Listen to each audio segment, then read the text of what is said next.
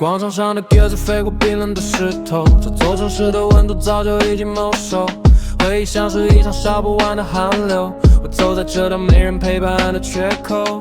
维也纳的寒冬埋葬了谁的梦？琴键上的裂缝诉说着谁的痛？这场华丽的之中，谁是真的英雄？